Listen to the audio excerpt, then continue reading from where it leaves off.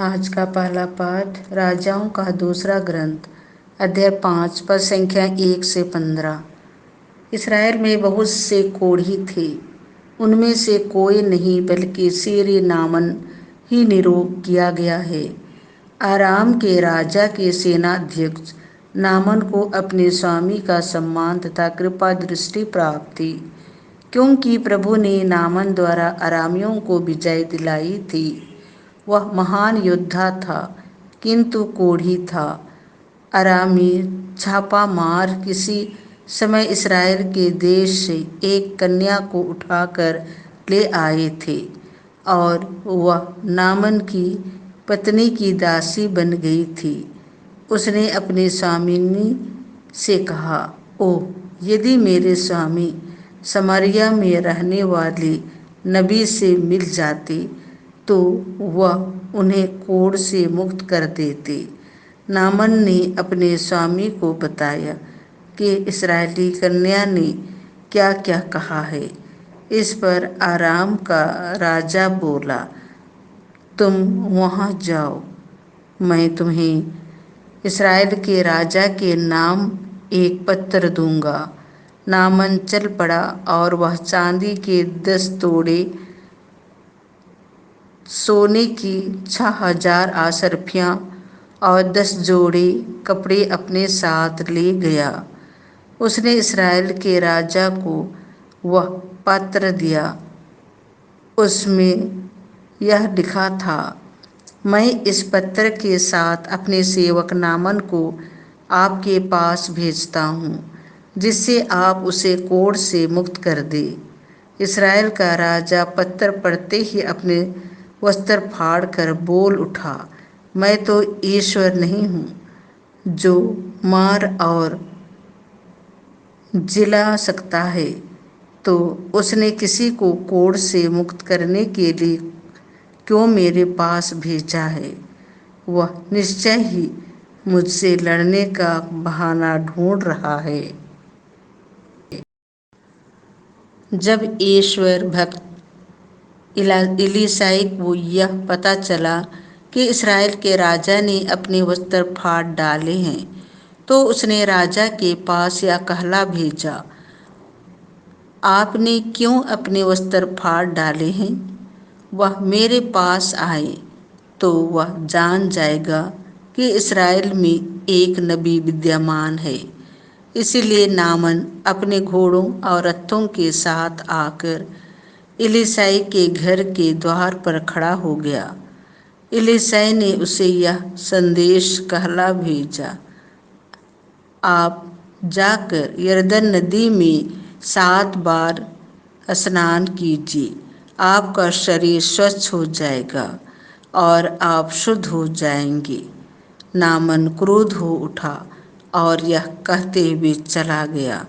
मैं समझ रहा था कि वह स्वयं बाहर आकर मुझसे मिलेंगे, अपने प्रभु ईश्वर का नाम लेकर प्रार्थना करेंगे और कोढ़ के स्थान पर हाथ फेर कर उसे दूर कर देंगे। क्या दमिश्क की अबाना और फर पर नामक नदियों का जल इस्राएल के सब जलाशयों से बढ़कर नहीं है? क्या मैं उनमें स्नान कर शुद्ध हो सकता था? इस पर वह मुड़कर क्रोध के आवेश में चला गया। उसके सेवक उसके पास आए और यह कहकर उसे समझाने लगे, पिता, यदि नबी ने आपको कोई कठिन कार्य करने को कहा होता तो आप उसे अवश्य करते। जब उन्होंने इतना ही कहा, स्नान कीजिए और आप शुद्ध हो जाएंगे, तो आपको ऐसा अवश्य करना चाहिए। इसीलिए उसने जाकर यरदन नदी में 7 बार डुबकी लगाई, जैसा कि इलीसाई ने उससे कहा था, और उसका शरीर फिर छोटे बालक के शरीर जैसा स्वच्छ हो गया। वह अपने सब परिजनों के साथ एलीसाई के यहाँ लौटा। वह भीतर जाकर उसके सामने खड़ा हो गया और बोला, अब मैं जान गया हूँ कि इस्राएल को छोड़कर और कहीं पृथ्वी पर कोई देवता नहीं है। यह प्रभु की वाणी है। संत लुकास के अनुसार पवित्र सुसमाचार अध्याय 4 पद संख्या 24 से 30। इलियस और इलिसियुस की तरह यीशु केवल यहूदियों के पास नहीं भेजे जाते हैं।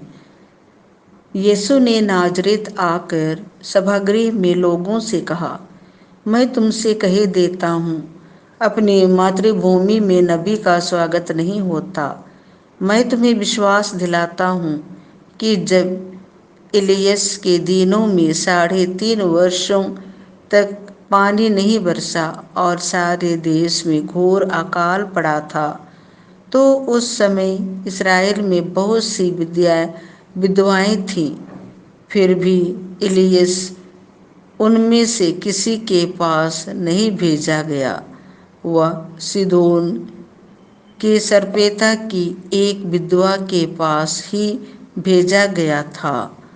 और नबी एलीसियुस के दिनों में इस्राएल में बहुत से कोढ़ी थे, फिर भी उनमें से कोई नहीं बल्कि सीरी नामन ही निरोग किया गया था। यह सुनकर सभागृह के सब लोग बहुत क्रुद्ध हो गए। वे उठ खड़े हुए और उन्होंने यीशु को नगर से बाहर निकाल दिया।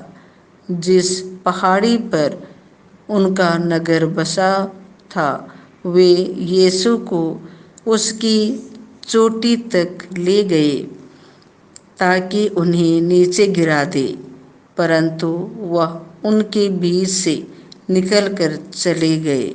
यह प्रभु का सुसमाचार है।